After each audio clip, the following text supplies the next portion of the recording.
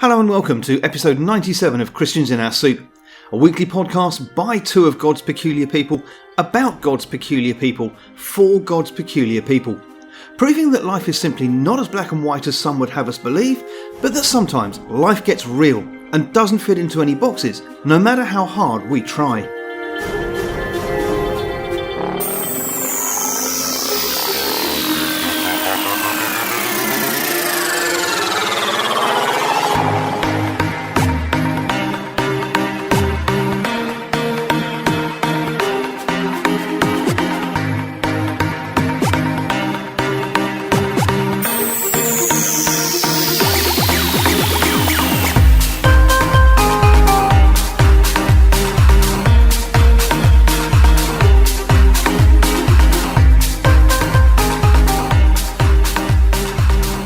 So, welcome dear listener to this week's show, and this week is the start of a two-part epic interview with a couple of folk who should have been on the show a long time ago.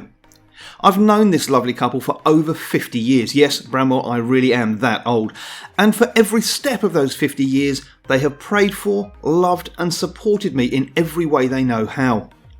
I'm only sorry that it's taken this long to actually get them on the show. One of them is a charity fundraiser of over 40 years' experience, amongst numerous other areas of God-given gifting, of course, and the other, a gospel preacher of over 50 years' experience. Together, they're a wonderful, God-honouring couple, who are better known to me as Mum and Dad. So without further ado, here's the first part of our chat, in which I started by apologising that it has actually taken them this long to get them on the podcast. Mum and Dad, welcome to Christians in Our Soup. I guess I need to start with an apology. The podcast has been going for best part of 2 years now, admittedly with a break, but it's taken us this long to get you on. But it's great to have you with us on Christians in Our Soup this week. Looking forward to you sharing a bit of your life story, a bit of your faith journey, and so on and so forth. But individually, can you start off by telling us where you were born and raised? Mum, do you want to start? I was born in Watford. 110A Liverpool Road, down near the foot ground. Okay. My childhood was quite a happy one, although my dad was only a milkman, and so there was never very much money about.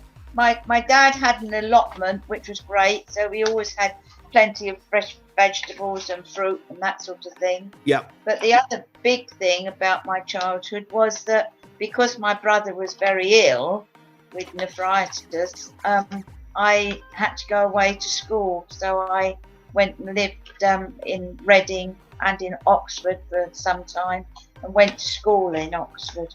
So was that actually a boarding school then, Mum? No, I stayed with some people that my parents knew. Right, okay. And you said you were born and raised not too far from the football ground. Did you ever get much disturbance or interference from the ground? No, not really, but all the supporters used to trundle part through our alleyway by the side of the house. Because Nana's house was right next to an alleyway that sort of led onto the road that went up to the stadium, wasn't it? Yes, yeah. And they used to come through the alley on Saturdays a lot. Sure. Am I right in also thinking that a certain Watford manager would often walk up there and say hello to Nan? Oh, yeah. Elton John. He used to come down the road. Elton John or Graham Taylor? Are you thinking of the manager? Probably Graham Taylor, but I don't remember Graham Taylor. But I do remember Mum saying that Elton John used to come down the back road sometimes when they were training. Right. When they used to go training over Watford Fields, they used to do the training. Yeah. Okay. Fantastic. Now, Dad, you were likewise born in Watford, but on the other side of town, if memory serves. Yeah, I was in North Watford. Mum was in West Watford. Yeah. And again, a long time ago. I was born at a very early age. I was born at a very early age, yeah. Right now it seems very, very early. But we lived across the other side of Watford, and again, had a really good childhood. Mum and Dad were great, but they unfortunately weren't Christians. But Dad worked in a warehouse for the first, 25 years or so of his life, 30 years possibly.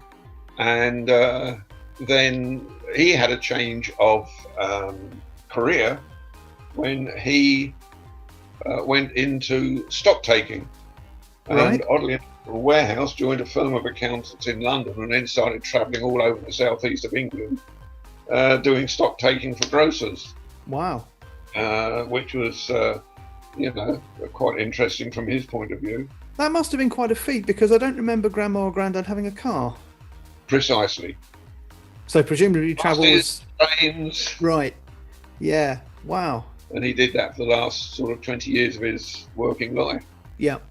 So if you wanted to know the price of a packet of sugar at, in Tesco's or something, in those, or probably not Tesco's or something like that, he would be able to tell you off the top of his head. Did Grandad, like yourself, have the kind of mind that could pull that information up sort of like that? Yes, I think my dad was very bright. Right. He didn't have the same opportunities for schooling that his brother had, because they were a poor family. Yeah. Where the family he came from, and the elder brother got all the kudos, and Right. the younger siblings didn't. Right. But he was very bright. He was. I've always said he was brighter than I am. A lot Right. brighter. They Right. did put through grammar school, though, didn't It was interesting again there. Things were changing just after the Second World War, which Yeah. is when. I was born just before, came through junior school and all the rest of it. But just before I got into Watford Grammar School, the whole ethos of education had changed, and I think I was able to get in on a scholarship, where a year previously they might well have had to have paid fees, Right. Wow. which they couldn't have done, and I wouldn't have therefore gone. Sure. But in terms of coming back around, in terms of upbringing, I was well looked after, had a wonderful home life. And I got sent to Sunday school when I was 7. Yeah. And I left when I was about 7.5, Right. on the basis that there was we went on a Sunday school outing somewhere for a picnic, and I was threatened with a penknife by one of the little lads lovely. there, and I never went back. I can understand that. We'll pick up a little bit more on the journey of faith in just a moment. Mum, I think I'm right in saying that Nan worked at Watford Town Hall, didn't she? Yes.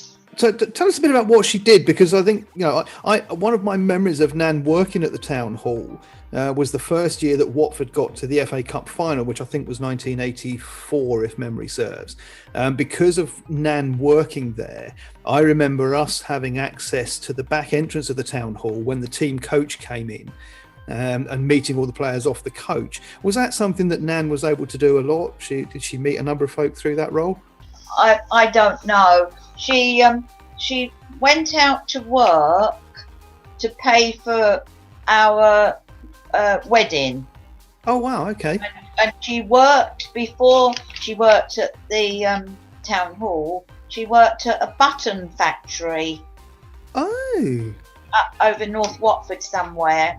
And in actual fact, my wedding dress, I had a small train, Yeah. but the button that was at the back of my neck was very, very tiny, no bigger than your little fingernail. Right. But the button that was on the last button at the bottom of the train was about 3 or 4 inches wide. Oh wow. Instead of having a big bow at the back, Yeah. I had buttons sort of going from tiny and then sort of braided all the way down. Wow. Okay, that's brilliant. And then she went to work at the town hall. She was there for a long time. Right. Now, Dad said a moment ago that he was sent to Sunday school at the age of 7. What was your first experience of church for yourself, Mum? Well, my first memory was going to St James's Road Tin Chapel, Right. that's up near Vicarage Road on the corner. And Yep. a lady called Miss Reynard, who lived opposite us in Liverpool Road, and she used to collect the children up and take them to Sunday school. I can remember being in the little ones' Sunday school, but then going into the big church. But Yeah. in those days, they had sort of these stoves that you put coke and that on it and Yeah. what have you. Yeah. I mean, we know now that it was carbon beds or whatever it's called, that was in the church, and we was Right. all breathing it in. Yeah. But Yeah. oh, it was horrible. The smell from when they used to light those fires was absolutely awful. I But can imagine. I mean, that was my first. But then when I got old enough, my mum said that she was married at St Mary's, so therefore I needed to go to St Mary's. Right. So as a brownie, I was in the brownies and the guides at St Mary's, and Covenanters a Sunday afternoon. Yeah. But I gave up guides and went to St John's Ambulance for some years. Okay. That was my teenage years. Yeah, sure. And for you, Mum, when was the first realization that there was more to church and more to life than just going to the building, that there was a living relationship with the Lord to be had? When was your first realization for that? I went to a Tom Rees rally in London. Yeah. I meant to look it up when it was, but it was I was only a teenager, Right. quite a young teenager, I think, because I remember afterwards, because we was in a Church of England, we used to have Church Army Sisters, and I remember when I came back from this Tom Rees rally, and I'd gone forward for that. When I come home and I showed my mum what I'd done, so she turned around and said, "Oh, that won't last." Wow. And now, I don't know, 50, 60 years on, and we're still there. Still walking with the Lord. Amen. That's brilliant. Fantastic. Was that something that you were sent to through the church youth group that you were at the time? Yeah. Okay. We went. I went with the Covenanters, our Bible class for girls. Yeah. Okay. Now, Dad, you hinted earlier on that your first 6 months, at least, going to church was perhaps not the most positive experience that someone could have. I have to say, yours is the first story I've ever been aware of somebody going to Sunday school and being threatened by somebody else with a penknife. I don't think I've ever come across that before. But clearly, you got back involved with the church at some point. So, how did you then get back involved, and what was your first experience, really, of again recognizing there's more to life than just going to the building?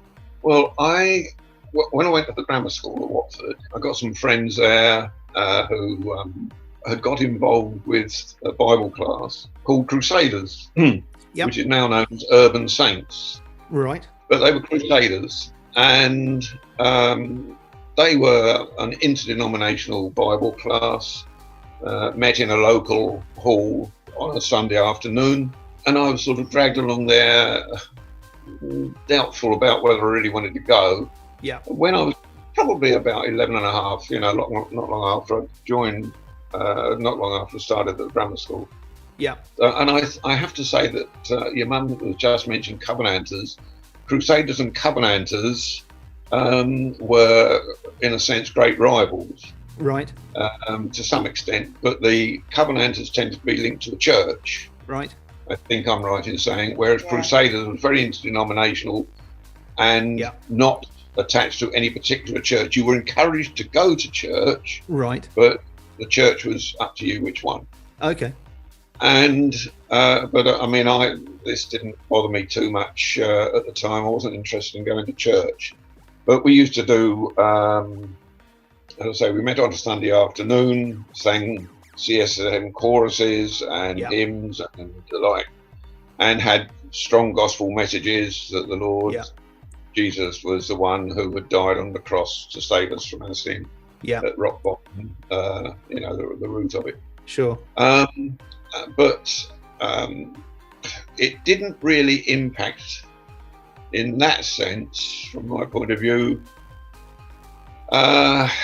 for probably 2 or 3 years. It was just somewhere to go on a Sunday afternoon, and it got me out of my parents' hair. Right. Yeah. But I used to enjoy going. We played football. We played rounders. We played puddocks. That was an interesting game. Now for our listeners, I mean, I have a vague idea what puddocks is, having played with yourself some years ago. But for our listeners, just explain puddocks. Well, puddocks was a cross between baseball, rounders, and cricket. Right. It tended to be played with something like a baseball. Yeah. You pitched underarm. You had what effectively was a baseball bat, but you also had a couple of stumps at either end, to run between. Yeah. And you had to pitch the thing above shoulder level. You couldn't bowl it along the ground. Okay. And then you just scored runs, although I don't recall there ever being a boundary for sixes or fours. Right. But so we used to play games. We used to play games. We used to go canoeing on the local river, which was fun, and that we enjoyed. We also had a guy who was one of our leaders who had an old, I think it was a 1934 Austin 16, massive car. Yeah. And he had put across the back of his front seat a bench. Yep. And on a Saturday, we had to go to sports on a Saturday morning. And he used to come down to the sports field. Yeah. And he'd pick about a dozen of us up to get in this massive car to take us back up into town so that we could all get home easily. Yeah. And this was really great. So, we got that sort of blessing of love from the Lord through this guy in a really spectacular way. But so that was where, as I say, about 2 years later, having into this, I began to realise that there was perhaps a bit more to this preaching than at first met the eye. Sure. And that was when things began to move on a little. Okay. And from there, your journey to actually committing your life to the Lord, for you, is there a date that you can pinpoint, or was it a gradual journey? How did that work for you? For me, it was the 23rd of April, St. George's Day, 1952. Wow. Okay. We used to have an Easter mission run by varying folk from varying churches or whatever, or organisations. And this particular one was run by a guy called R. Hudson Pope, who had written one or two of the choruses that appeared in the Schism book. And again, he preached the gospel, and I think the one that we probably mostly would know is "Cleanse me from my sin, Lord. Put thy power within, Lord." That was the one that I first remember him actually writing. But he came and did this mission, and on the whatever day it happened to be, probably the Friday, at 8 o'clock that evening, he had put out an appeal after the message, and I decided that this was perhaps for me, that I wanted to follow the Lord. I'm not sure that I fully understood exactly what I was letting myself in for at the time. Right. But I didn't want to go to hell. I didn't want to go to heaven. I wanted to be with the Lord. And he, Jesus had done this for me. I simply had to accept by faith what he'd done. Sure. And that was a specific decision at that point in time. Yeah. Fantastic. I was converted in 1953, but I don't know when in 1953. So I've just seen, for our listeners, I've just seen you grab some bits of paper, Mum. Were these tickets to the rally that you'd gone to? No. This is a book that is a very old sort of Christian diary that's got all sorts of things in it. Fantastic. So you mentioned earlier on, Mum, that you'd gone forward at the rally and committed your life to Christ at this Tom Rees rally. Is that right? Yeah, and moved on from there. So the two of you are now have come to faith, but at this stage in your lives, you've not met each other. Is that right? Okay. So tell us a bit about how that came about. You've come to the Lord through your respective churches and your separate journeys. How did the Lord bring the two of you together? By that time, I was going to church every Sunday evening because when I'd become a Christian, they asked me to go and help with the Sunday school. Right. Which I did. But we used to go to actual church in the evenings and then go to a after church sort of sing-song in the preschool at St Mary's. And that's roughly where we met. Right. Yeah, from my point of view, I mean, I was sent to, when I decided I wanted to actually go to church, which was about 2 years after I was converted, my mother turned around to me and said, "You will go to your local parish church," which was about a quarter of a mile from where we lived. Yeah. So I dutifully went there. I got myself confirmed. This is an Anglican church. I got confirmed when I knew what I was doing by that time, when I was 19. Sure. And then when I was 21, because this particular church was not particularly evangelical, it was very social gospel. Yeah. But not really preaching the gospel of Christ in that sense. I left that church and went to St Mary's, which was the parish church of Watford. Okay. Which is where your mum used to go. Yeah. And as she said, we then went to what was effectively a youth meeting, I think, in the evening, wasn't it? Yeah. In the preschool, which was, oddly enough, the original Watford Grammar School. Right. Going back 200 or 300 years before. Wow.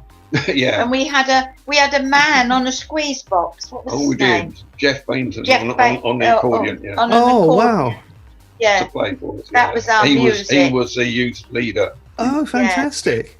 And we met there, and what happened, I mean, we met there, yes, that's the start of the meeting, as it were, but we really didn't get to know each other until Jeff asked us, or tried to organise some Bible studies for the group, I don't know, a year or two later.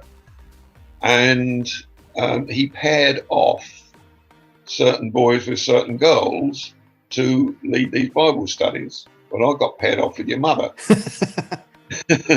And the rest, as they say, is history. Wow. I can remember walking home from one of the meetings and with another girl, and she said, "Cool." She said, I don't know, I like the look of that new fella that started coming to the meeting after church." I said, and I looked at her and I said to her, I thought to myself, "You ain't having him, I am." And I won. And you won. Fantastic. There was, in fact, no way the other girl would have won anyway. I can assure you of that. Not from my point of view, because she did approach me. Now, something that's occurred to me, and I did warn you before we started recording that I might dive down some rabbit holes here on. Dad, you mentioned specifically that you went through, and I've forgotten the name of the term, when you were 19, confirmation at the Anglican Church. And Mum, I think I'm right in saying that you were confirmed in the Anglican Church as well. Yeah. But both of you were subsequently baptised in a Baptist church.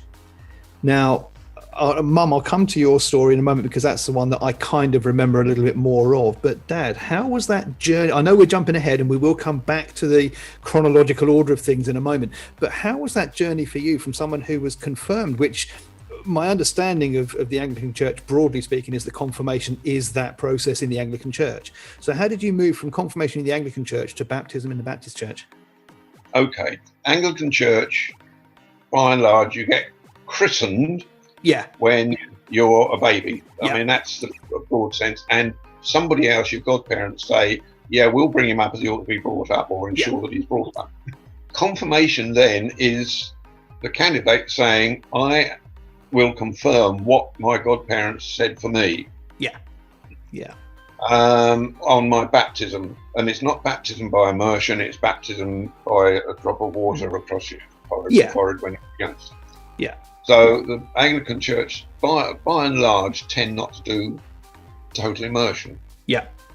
Now, when I was at the youth club with your mum, we had a discussion between the local Baptist minister at the church Mum used to go to, this tin chapel, and oddly enough, one of my Crusader leaders, who was, I think, perhaps a church warden at the Anglican Church to which we went. And they put the two cases, as far as I was concerned, they put the two cases for adult baptism by immersion against confirmation. And it made me think seriously that the Baptist view was perhaps more accurate scripturally than the Anglican. Sure. But having said that, my confirmation meant a massive amount to me. I I'd come to faith in the Lord 4 years before or thereabouts, and I was saying, yeah, I've moved on from that and not being quite sure why I did it, in a sense, as to, now I know where I'm going. Sure, yeah. And being in the Anglican Church, that was the way to go. We then, when Mum and I eventually got married, we moved on, we went through the Methodist Church and we finished up in a Baptist church. And it was some years into that, and I can't remember how many years into that, probably 10 might have been, when I really felt the Lord saying to me, it was right that actually baptism, adult immersion baptism, was the right way forward. Yeah. So I decided, much as my confirmation meant a huge amount, sure, I was going to be baptised by adult immersion, total immersion as an adult, which is what I did. Yeah. Which also meant a great deal because, again, at that point, having moved on some 20 odd years, again, in a sense, it was, dare I use the word, confirmation of my faith. Yes, yeah, sure.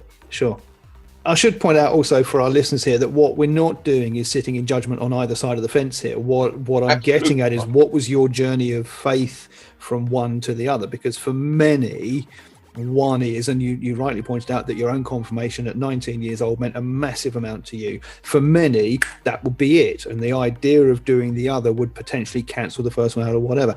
My interest for the show and for the listeners is not so much one is right and one is wrong. That's not what we're here to sit in judgment on, but just your own journey of how that's come about. And it's fantastic to hear that for you, both of them were a confirmation at different stages of your faith journey of what you'd committed to all those years previously.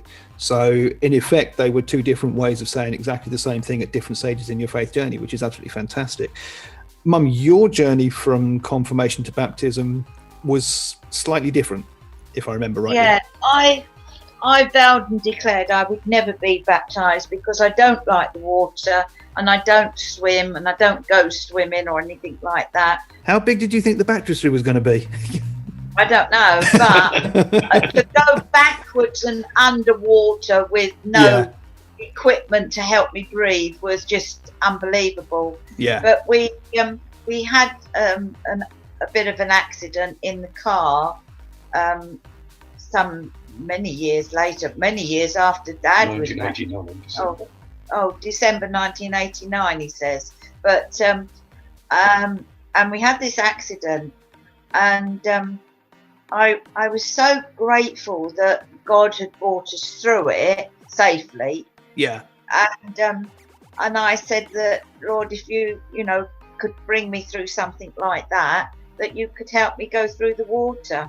Wow. And so I actually spoke to them about being baptised. Right. And I was baptised, and Dave Shaw baptised me. Yeah. And Dave Shaw, and I don't know who the other one was that was with me in the water, but Dave Shaw says to this day that he's still got the scratches where I clung on to him as he put me back through the water. Yeah, it's interesting to hear that for you it was overcoming a fear that was very real to you, and even to the point of being baptized. From Dave Shaw's comments, that fear was real to the point that you went under and came back up again, but God brought you through that, which is fantastic to hear. So praise God for those two stories. That's amazing. Now, rolling back to when you met and married, did you have any idea at that point when you married the journey that God was going to take you on moving forward? No idea at all. That's the long and the short of it. You did say before we went on air that some of these answers would be one syllable, and I think that was one of those answers, wasn't it? Yeah. Okay. Yeah. Let's tease a bit of that out then. You married and then you moved to Luton. What was the gap between marriage and moving to Luton? Spot on, exactly the same. Was it? Okay. We got married, we went on honeymoon, and we came back. We got married in Watford, went on honeymoon, and came straight back to Luton. Oh, right. Okay. I hadn't realised it was that soon. Okay, fantastic. So, and you set up your first home in Luton, where Dawn was born, my oldest sister. What impact did having that first child have on your marriage, on your life at that time? Not a lot, I don't think. Do you? No, I don't I think don't think it did. I never went out to work full Right. time, so I was always at home. Yeah. I think what I put down here, I think one of the biggest things was by then we also had a dog, Yeah. but I think the biggest thing was going to church on a Sunday morning and having to take the baby, Yeah. a buggy, well, not the dog, obviously, Sure. on the bus to get to church. Right. Yeah. Right. And also, I used to take the dog, Dawn, the buggy, all the bits and pieces that we needed for Dawn to Watford Friday afternoon on the bus to go and stay at Nana Foster's for the weekend. Oh wow. And then okay. Dad came over on the bus later on. Right. But Right.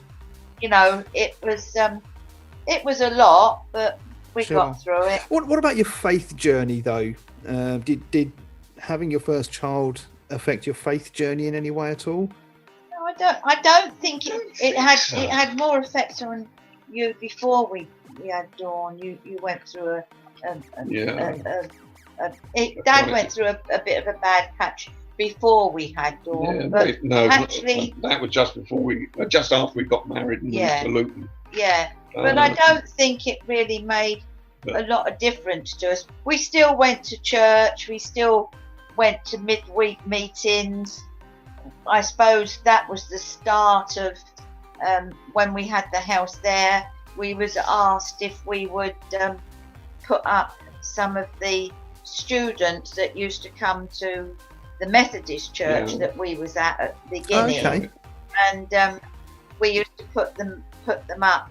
They used to come for circuit training. Circuit training. Right. Okay. Also, the church also used to do an Easter mission, and we used to have 3 or 4 potential Methodist ministers turn up for that as well, didn't we? So we used to put one, or at least one, or possibly 2 up for that.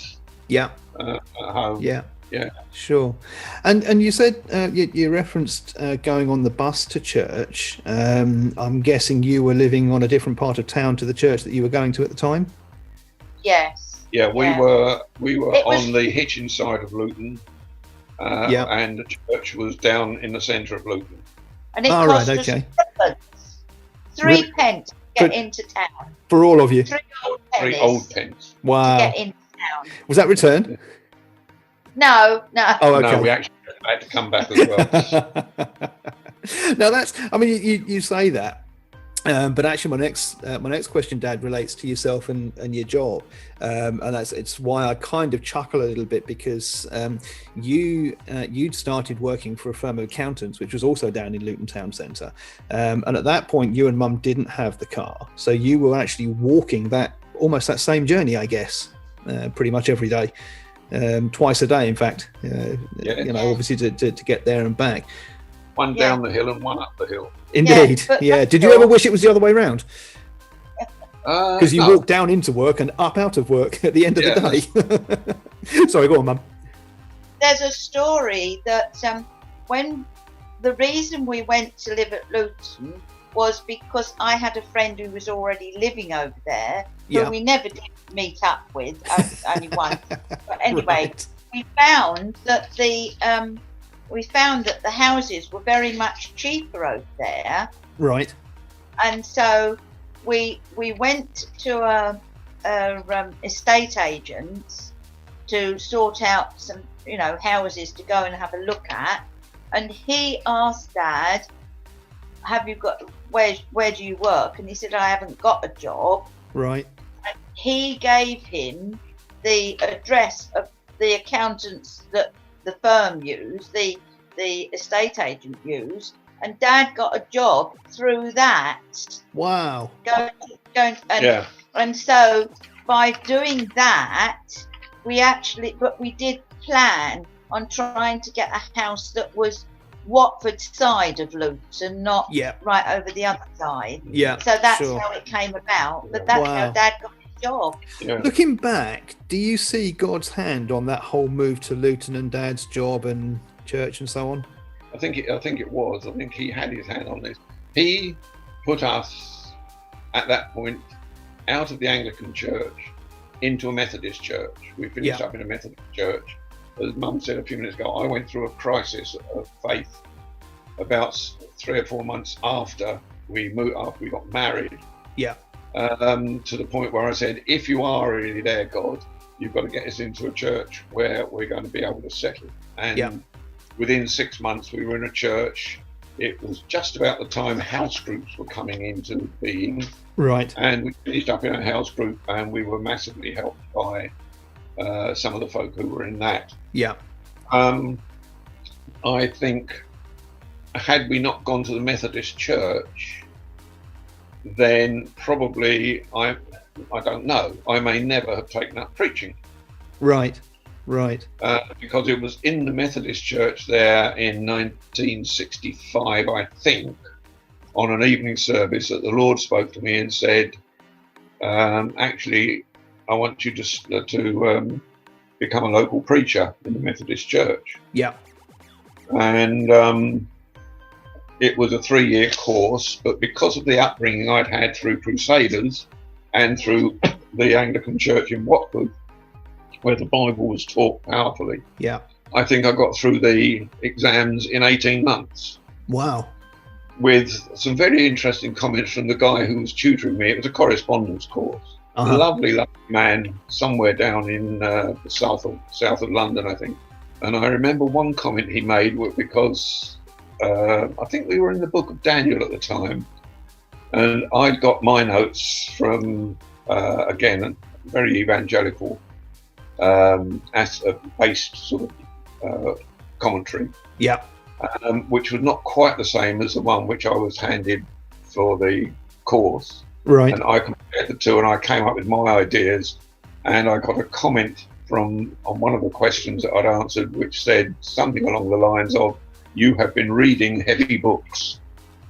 Just as a brief aside, I remember one of my lecturers when I was at Moorlands College putting a comment on mine which was slightly less complimentary when I started one of my essays in one of Bill Cotton's Old Testament exams with, although details are sketchy, and Bill wrote in red biro at the bottom of it, not half as sketchy as this email. So I was well and truly put in my place. But you talked about getting into becoming a Methodist preacher. That gave you opportunity then to preach in quite a few local churches around the area, didn't it? Yeah, because the Methodist church is set up in circuits. Yeah. You tended to go round a circuit. Yeah. If you're in a circuit. The thing about the industrial mission at Luton was that it was its own circuit because it was so big. I mean, we had a congregation there of 750 people on a Sunday when we first went there. Okay. And we used to sit in chairs supplied by J. Arthur Rank. Nice cinema chairs, plush, and they were all comfy. So very nice. Oh, very nice.